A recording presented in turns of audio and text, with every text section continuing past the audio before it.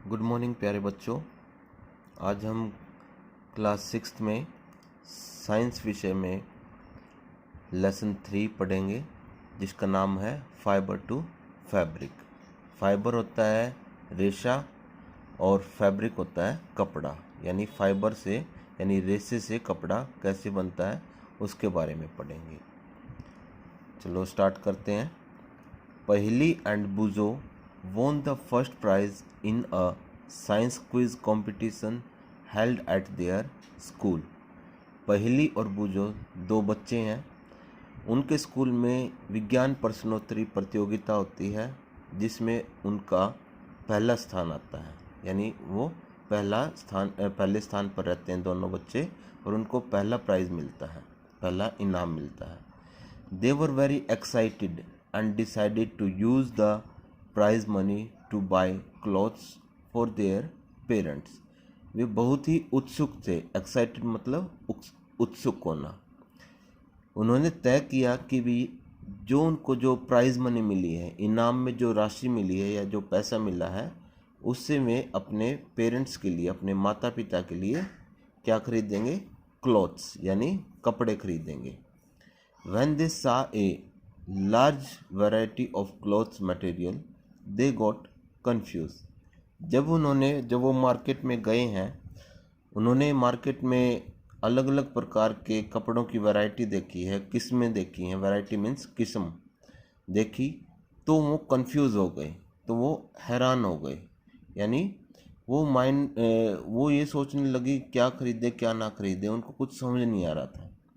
The shopkeeper explained that some clothes or fabrics were cotton and some were synthetic। जब वो किसी shopkeeper के पास गए, दुकान में गए कपड़ा खरीदने के लिए, तो दुकानदार ने उनको बताया कि यहाँ पर कुछ कपड़ा तो कॉटन में है यानी सूती है, और कुछ सिंथेटिक है। सिंथेटिक होता है जो ऐसा कपड़ा जिसको मनुष्य ने बनाया है। यानी जो कॉटन होता है, कॉटन तो हम प्लांट से लेते हैं, जबकि सिंथेटिक होता है उसको अलग अलग तरह के केमिकल्स की सहायता से बनाया जाता है, जैसे नायलॉन हो गया, पॉलिस्टर हो गया, ये सभी चीज़। He also had woollen muffler and shawl. साथ ही इस दुकानदार ने उनको वुलन मफलर यानी ऊनी गमछा, जिसको हम सर्दियों में नहीं बांधते हैं, वो दिखाया और शॉल भी दिखाया। There were many silk saris as well. वहाँ पर बहुत सी रेशम की साड़ियाँ भी थी। पहली and बुजो felt very excited.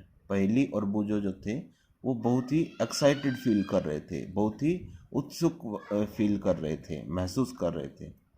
They touched and felt these different fabric. उन्होंने उस कपड़े को छुआ, डिफरेंट प्रकार के जो कपड़े थे वहाँ पर उनको छुआ और महसूस किया कि भी कैसा लग रहा है। Finally they both a woollen muffler and a cotton sari. आखिर में उन्होंने क्या खरीदा? वुलन मफलर खरीदा, यानी ऊनी मफलर खरीदा, और साथ में एक कॉटन साड़ी खरीदी। कॉटन साड़ी किसके लिए? उसकी मम्मी के लिए, और वुलन मफलर उसके पापा के लिए। After their visit to the cloth shop, Paheli and Boojho began to notice various fabric in their surrounding. Cloth shop पर जाने से पहले, वो जब मार्केट में गए तो क्लॉथ शॉप पर जाने से पहले उन्होंने देखा कि उनके आसपास अलग अलग प्रकार के फैब्रिक यानी कपड़े लगे हुए हैं, जिसमें they found that bedsheet, blankets, curtains, table clothes, towels and duster were made from different kind of fabric. उन्होंने देखा कि वहाँ पर अलग अलग प्रकार के कपड़े, जैसे बेडशीट जो कि उस पर बेड पर बिछाते हैं यानी बेड की चादर, ब्लैंकेट यानी कंबल, कर्टन पर्दे, टेबल क्लॉथ टेबल पर बिछाने वाला कपड़ा, टॉवल जिसको हम नहाने में यूज़ करते हैं, and duster were made from different kind of fabric. और वहाँ पर कुछ झाड़न थे। डस्टर मतलब ऐसा कपड़ा जिसको हम डस्टिंग में यूज़ करते हैं, यानी मतलब रेत वगैरह झाड़ने में प्रयोग करते हैं। तो वो सब अलग अलग प्रकार के कपड़े वहाँ पर उन्होंने देखे। Even their school bags and the gunny bags were made from some kind of fabric.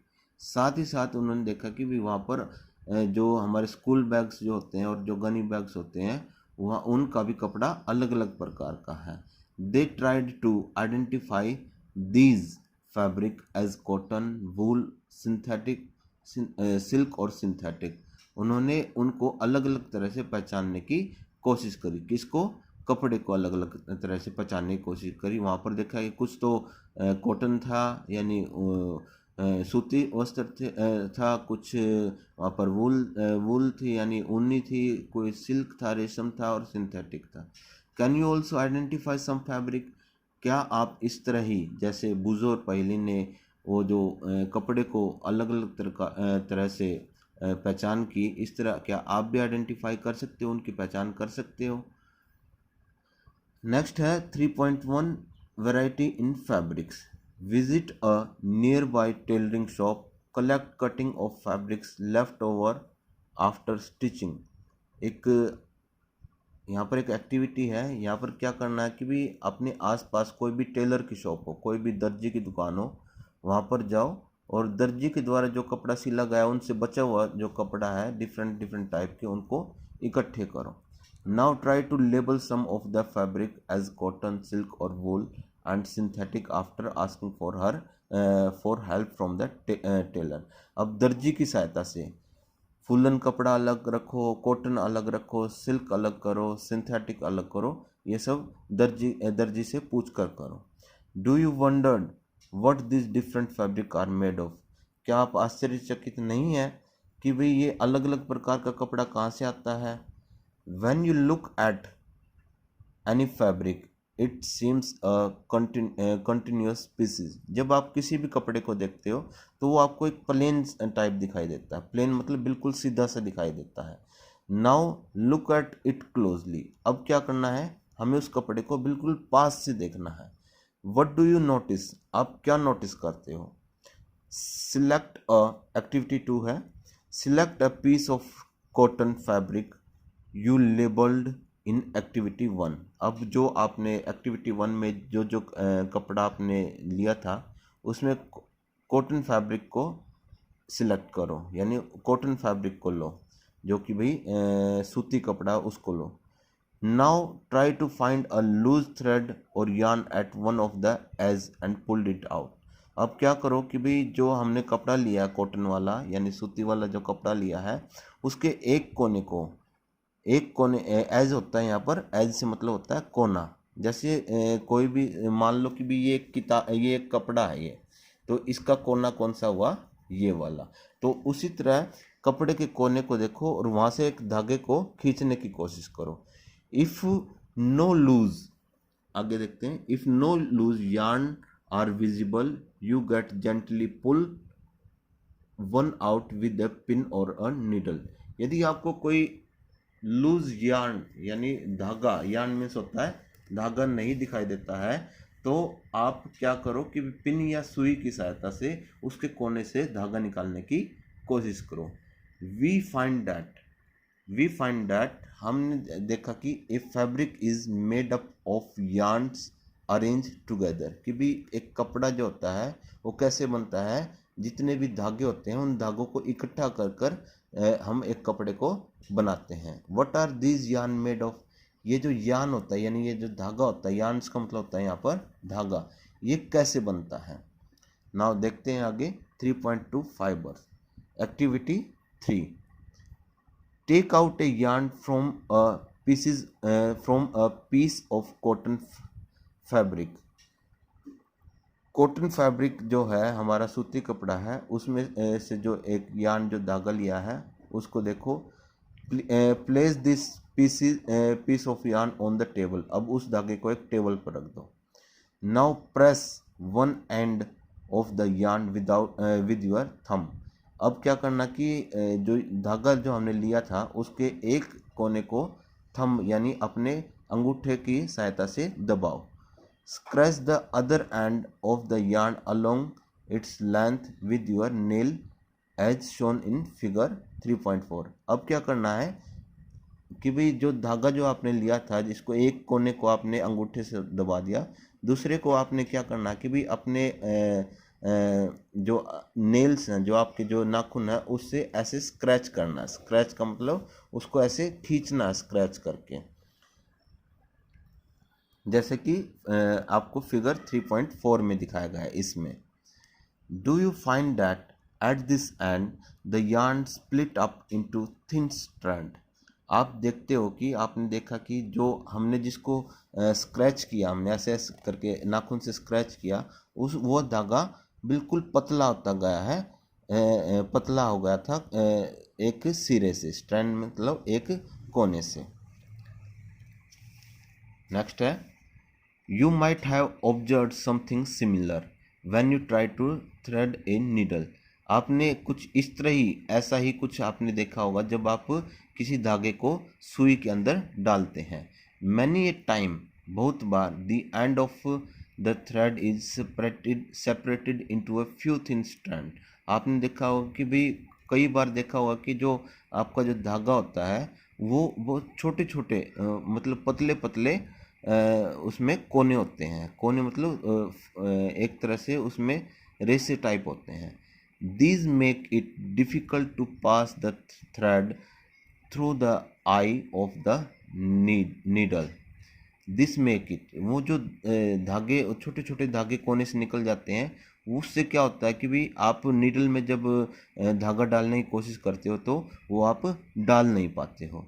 The thin strands of thread that we see are made up of still thinner strand called fiber। जो आप वो जो थोड़े थोड़े जो धागे में आगे से थोड़े थोड़े वो जो कोने देखते हो, उनके धागे के छोटे छोटे अंश निकले हुए होते हैं, उससे ही वो पतला पतला जो कोने होते हैं, वो सब मिलके एक फाइबर बनाते हैं। फाइबर मतलब एक रेशा बनाते हैं। Fabrics are made up of yarn and yarns are further made up of fibers। ये कह रहा है कि जो फैब्रिक्स है, जो कपड़ा है, वो उन धागों से बनता है, और जो धागे होते हैं वो किससे बनते हैं? फाइबर्स से बनते हैं, रेशे से बनते हैं। Where do this fibre come from? ये जो रेशा होता है ये कहाँ से आता है? The fibers of some fabrics such as cotton, jute, silk and wool are obtained from plants and animal।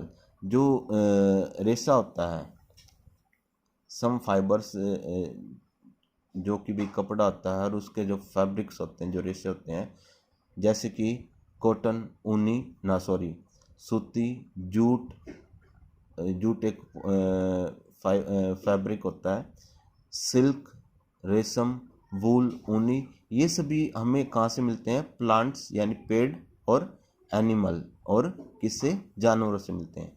These are called natural fibres. इसको हम प्राकृतिक रेशे कहते हैं। Cotton and jute are example of fibres obtained from plant. जो cotton और jute होता है, ये हमें कहाँ से मिलता है? प्लांट से मिलता है। कॉटन, जिसको हम कपास कहते हैं, कपास कहाँ से मिलती है? हमें प्लांट से मिलती है। इसी तरह जूट भी होता है, ये भी कहाँ से मिलता है? हमें प्लांट से मिलता है। Wool and silk fibres are obtained from animal. और जो ऊनी और सिल्क यानी रेशम होता है, ये हमें कहाँ से मिलते हैं? जानवरों से मिलते हैं। वूल is obtained from the fleece of ship और गोट। जो वूल है, जो कि ऊन है, वो हमें शिप और गोट, जो भेड़ और बकरी होते हैं, उसके बालों से मिलती है। जो भेड़ और बकरी के ऊपर जो बाल होते हैं ना, उनसे मिलती है। It is also obtained from the hair of rabbit, yak and camels. इसके अलावा जो हमें जो वूल होती है, वो हमें कहाँ कहाँ से मिलती है? रैबिट यानी खरगोश के बालों से, याक एक तिब्बतियन बैल टाइप होता है, वो उससे, और क्यों उसके भी बड़े बड़े बाल होते हैं, और कैमल यानी ऊँट के बाल से मिलते हैं। Silk fibres is drawn from the cocoon of silk worm. और जो सिल्क फाइबर होता है, जो रेशम का जो धागा होता है, वो हमें सिल्क वॉर्म यानी रेशम के कीड़े से मिलता है। For thousand of year natural fibres were the only once available for making fabrics for thousands of years, यानी जो हजारों साल से जो नेचुरल फाइबर है, जो प्राकृतिक रेशा है, वो उससे हम फैब्रिक्स बना रहे हैं, उस only ones available for making fibre, जो नेचुरल रेशा है उसी की सहायता से फैब्रिक बन रहा है। इन द लास्ट 100 year और so fibre are also made from chemical, कि भी ये जो पिछले कुछ 100 सालों से क्या है कि जो हमें रेशा जो मिल रहा है, जो सॉरी कपड़ा जो मिल रहा है, वो किससे बन रहा है, केमिकल यानी रासायनिक सब्सटेंसेस से, रासायनिक तत्वों से मिल रहा है। Which are not obtain from plants और एनिमल सोर्सेज, जिसको हम ना तो पौधों से ले पा रहे हैं और ना ही एनिमल से, यानी किससे नहीं ले पा रहे हैं, पशुओं से नहीं ले पा रहे हैं। These are called synthetic fibre, इस सबको हम सिंथेटिक फाइबर कहते हैं, सिंथेटिक रेशा कहते हैं। सम एग्जांपल्स, कुछ यहाँ पर उदाहरण है ऑफ सिंथेटिक फाइबर के, are polyester, nylon and acrylic. So students, आज के लिए इतना ही, बाकी हम कल करेंगे। Thank you.